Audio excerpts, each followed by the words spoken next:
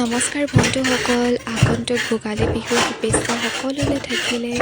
আশা কৰোঁ আপোনালোক সকলোৰে ভোগালী বিহু ভালকৈ যাওক।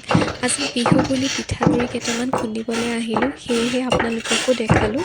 আজি আহিছোঁ বৰা পিঠা বনাম বুলি। চাউলটো মই 12 ঘণ্টা তিয়াই থৈছোঁ আৰু খুব অকণমান চাউলে তিয়ালোঁ।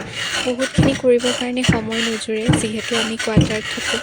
আৰু এয়া দেখিছেনে, মই প্ৰথমবাৰৰ বাবে এইবাৰ বিহুৰ পিঠা বনাম বুলি ভাবিছোঁ।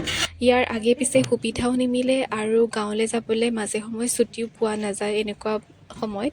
সেইবাবে এইবাৰ সময় মিলিছে, যেনেকৈ নহ'লেও এইবাৰ বৰা পিঠা বনাম বুলি খুব এটা মনত আশা কৰি আছিলোঁ আৰু আজি ভাবিলোঁ যেনেকৈ নহ'লেও কৰিমেই। পিছে মই অকলে কৰা নাই, মোক ভণ্টি এগৰাকীও সহায় কৰি দিছে, চয়নিকা, আৰু আমাৰ ঘৰত থকা পিংকি বাইদেউ।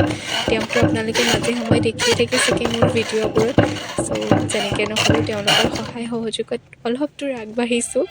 চ' এনেকৈ ইউটিউবত মই পাইছিলোঁ যে এনেকৈ চালনি চালি লোৱাৰ পিছত আৰু পিঠাখিনি এনেকৈ অকণমান দেৰি টিপি টিপি থ'ব লাগে, বতাহ লাগিব নালাগে, আৰু হৈ যোৱাৰ পিছত তিতা কাপোৰ এখনেৰে ঢাকি থ'ব লাগে আৰু ফ্ৰিজত। তেতিয়া কি হয়, তাৰ আঠাটো থাকি যায়। আৰু এয়া দেখিছেনে, এইটো মোৰ প্ৰথম পিঠা। অকণমান দীঘল হৈ গ'ল, পাৰোঁনে নোৱাৰোঁ জানো বুলি ভাবি পেলাই দি দিলোঁ। আৰু তাৰপিছতে এয়া দেখিছেনে, মই নাৰিকলৰ পিঠাহে বনালোঁ। সেইভাগ নহ'লগৈ এইবাৰ, সেইকাৰণে আকৌ এবাৰ ট্ৰাই কৰিছোঁ। এয়া দেখিছেনে, অকণমান দীঘল হ'ল জানিবা, কিন্তু চেষ্টা কৰিছোঁ আৰু কিবা হয় বুলি। এটা হ'ল, তাৰপিছত আৰু এটা এতিয়া বনাই আছোঁ। আৰু এনেকেই বেছি নহ'লে জানিবা 10-15টামান বনালোঁ। চ' মনটো বহুত ভাল লাগিলে, আৰু এয়া মাহঁতক ৰাতিপুৱা চাহৰ লগত দিম বুলি ভাবিছোঁ। আৰু আশা কৰোঁ ৰাইজসকল আপোনালোকেও এনেদৰে পিঠা পনা বনাইছে চাগে, আৰু যদি ভাল লাগিছে ভিডিঅ'টো কমেণ্ট কৰিব কিবাকিনি।